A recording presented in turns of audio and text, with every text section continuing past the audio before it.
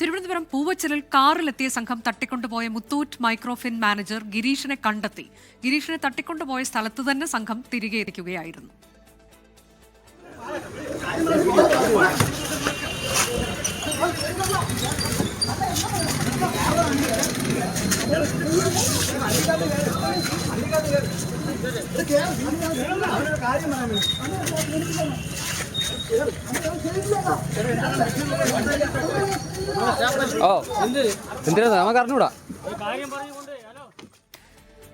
റിനു ശ്രീധർ വിവരങ്ങളുമായി. റിനു, ഗിരീഷിനെ തിരികെ എത്തിച്ചു. പിന്നീട് ഗിരീഷിന്റെ മൊഴി പോലീസ് എടുത്തിട്ടുണ്ട്. അദ്ദേഹം എന്തൊക്കെ കാര്യങ്ങൾ പറഞ്ഞിട്ടുണ്ടെന്ന് നമുക്ക് അറിയാൻ കഴിഞ്ഞു. എന്താണ് സംഭവിച്ചതെന്നതാണ് വ്യക്തമാകുന്നത്. അനുജ, ഇന്ന് വൈകുന്നേരം 6 മണിയോട് കൂടിയാണ് തിരുവനന്തപുരം കാട്ടാക്കട പൂവച്ചലിലെ മുത്തൂറ്റ് മൈക്രോഫിൻ്റെ മാനേജറായിട്ടുള്ള ഗിരീഷിനെ കാറിലെത്തിയ ഒരു 5-അംഗ സംഘം തട്ടിക്കൊണ്ടുപോയത് എന്നുള്ളത് ആണ് നമുക്ക് ലഭിക്കുന്ന ആ വിവരം.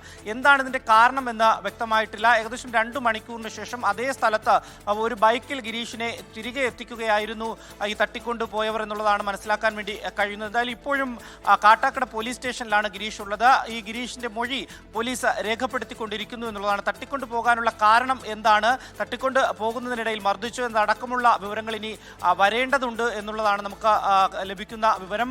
ഏറ്റവും പ്രധാനപ്പെട്ട ഒരു കാര്യം എന്ന് പറയുന്നത് കാട്ടാക്കട ഡിവൈഎസ്പി കൃത്യമായി തന്നെ നിർദ്ദേശം നൽകിയിട്ടുണ്ട്.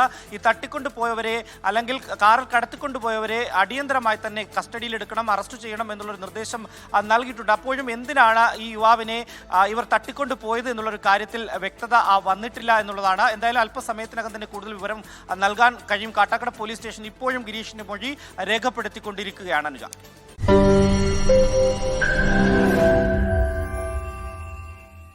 ലോകത്തെവിടെയായാലും ഏത് സമയത്തും 24 വാർത്തകളും ഓഗ്മെന്റഡ് റിയാലിറ്റി പാക്കേജുകളും എക്സ്പ്ലെയിനറുകളും വിശദമായി കാണാൻ ഞങ്ങളുടെ യൂട്യൂബ് ചാനൽ നിങ്ങൾക്ക് സബ്സ്ക്രൈബ് ചെയ്യാം.